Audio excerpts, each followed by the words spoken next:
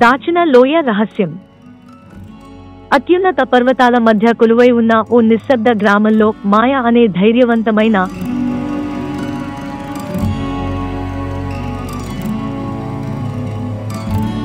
ఉత్సాహభరితమైన అమ్మాయి ఉండేది.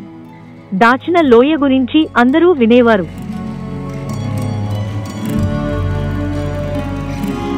అయితే ఎవరూ దానిని కనుగొనలేకపోయారు. కొందరు చెబుతారు అది మాయా జంతువులచే కాపాడబడుతుందని, మరికొందరు అది కేవలం పురాణమని నమ్ముతారు. కానీ మాయా తన సాహసాత్మక స్వభావంతో అది నిజమని నమ్మి దానిని కనుగొనటానికి తానెదురుగా నడవాలని నిర్ణయించుకుంది. ఒక వెలుగైన ఉదయం మాయా తన సంచిలో ఆహారం, పాత నక్షత్రాన్ని,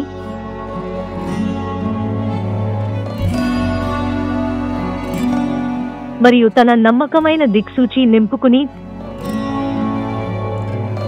తల్లిదండ్రులతో వీడ్కోలు చెప్పింది. ఆమె ప్రయాణం ప్రారంభించింది. ఆ ప్రయాణం సులువేం కాదు. మాయా పెనుగోడలు ఎక్కింది, వేగంగా ప్రవహిస్తున్న నదులు దాటింది, మరియు దట్టమైన అడవుల మధ్య నడిచింది. ఆమె నక్షత్రాన్ని అనుసరించింది, కానీ అది పాతదిగా, పాక్షికంగా కొడిగిపోయినది. ఎట్టకేలకు ఆమె ఒక దట్టమైన అడవికి చేరుకుంది. అందులో పొడవైన చెట్లు, మెలికలతో కూడిన వలయాలు ఉన్నాయి. అడవిలోకి మరింత లోతుగా వెళ్ళినప్పుడు ఆమె ఒక చప్పుడు విన్నది. హఠాత్తుగా ఒక పెద్ద ప్రకాశవంతమైన మినుగురులాంటి జీవి ఆమె ముందు కనిపించింది.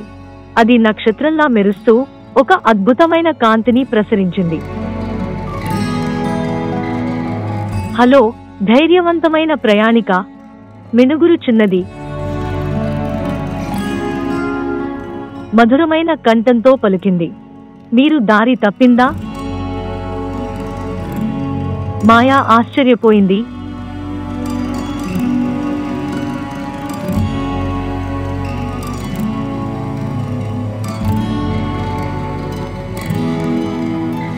కానీ వెంటనే జవాబు చెప్పింది. నేను దాచిన లోయని వెతుకుతున్నాను. దాని దారిని మీరు తెలుసా? మినుగురు చుట్టూ తరుక్కుమని ఆ దాచిన లోయ.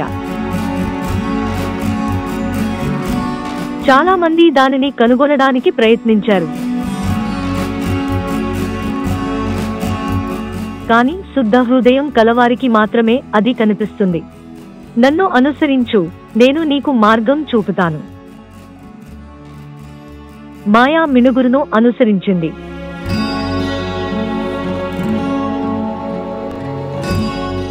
వారు మెలికలు తిరిగే అడవి మార్గాల గుండా ఒక పెద్ద రాతి గోడ వరకు వచ్చారు.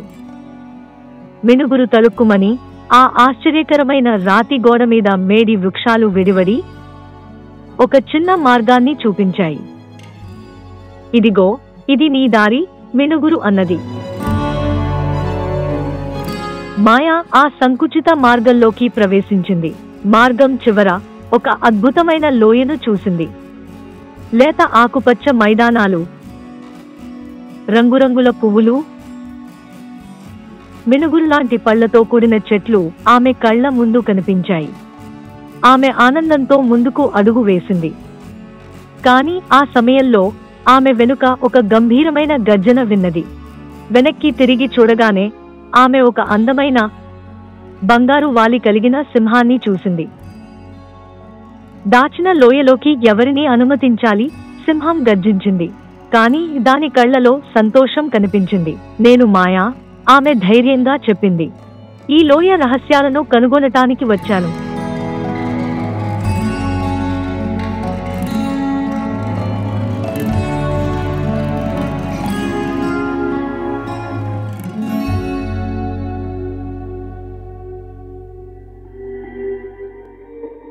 కానీ నాకు ఎలాంటి చెడు ఉద్దేశ్యం లేదు.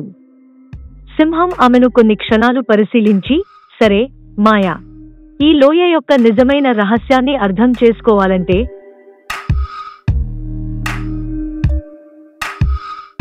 నువ్వు 3 కఠినమైన కర్మలను పూర్తి చేయాలి అని చెప్పింది. మొదటి కర్మ ప్రతిబింబం నది.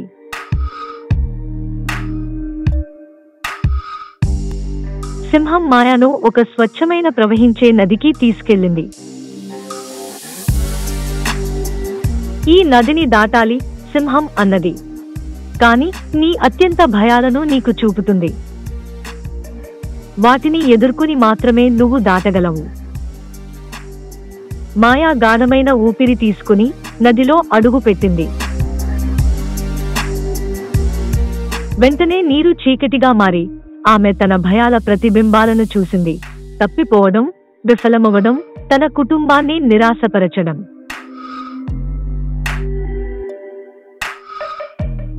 కాని ఆమె ధైర్యంగా అనుకుంది, నేను ధైర్యవంతురాలిని. ఇది నా భయాన్ని ఎదుర్కొనే సమయం.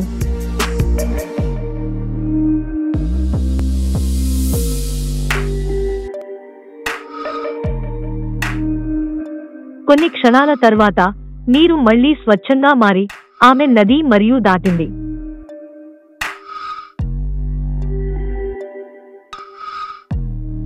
రెండవ కర్మ ప్రతిధ్వని గుహ.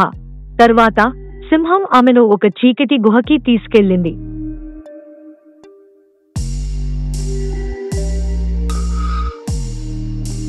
ఈ గుహలో నీ స్వరమే నిన్ను తప్పించేందుకు ప్రయత్నిస్తుంది. నీ నిజమైన స్వరాన్ని వినిపించి మాత్రమే నువ్వు బయటపడగలవు. మాయా గుహలోకి అడుగుపెట్టింది. వెంటనే ఆమె స్వరాలు, నువ్వు ఎప్పుడూ విజయం సాధించవు అంటూ చుట్టూ ప్రతిధ్వనించాయి.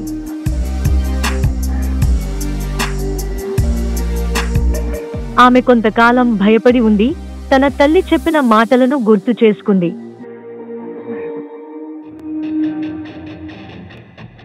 నీ హృదయాన్ని విను. ఆమె ఒక మధురమైన పాటను పాడింది. అది గుహలో మార్మోగి ఆమెను వెలుపలికి నడిపించింది. మూడవ కర్మ సత్యవృక్షం. చివరగా సింహం ఆమెను వెండి ఆకులు కలిగిన పెద్ద వృక్షం వద్దకు తీసుకెళ్ళింది. ఈ వృక్షానికి ఒక ప్రశ్న అడుగు. అది నీ హృదయానికి నిజమైన ప్రశ్న అయితే ఇది సమాధానం చెప్పుతుంది. మాయా కొంతకాలం ఆలోచించి, నేను ఈరోజు నేర్చుకున్నది మరికొరికి ఎలా ఉపయోగించగలను అని అడిగింది. వృక్షం నుండి ఒక కాంతివంతమైన పండు ఆమె చేతిలో పడింది. నిజమైన రహస్యం బంగారం లేదా వజ్రాలు కాదు. దాని అర్థం ధైర్యం, జ్ఞానం, దయ అని సింహం ముక్కుసూటిగా చెప్పింది.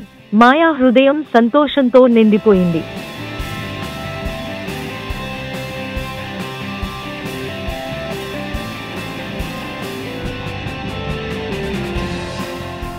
ఆమె గ్రామానికి తిరిగి వెళ్లి అందరితో పంచుకుంది.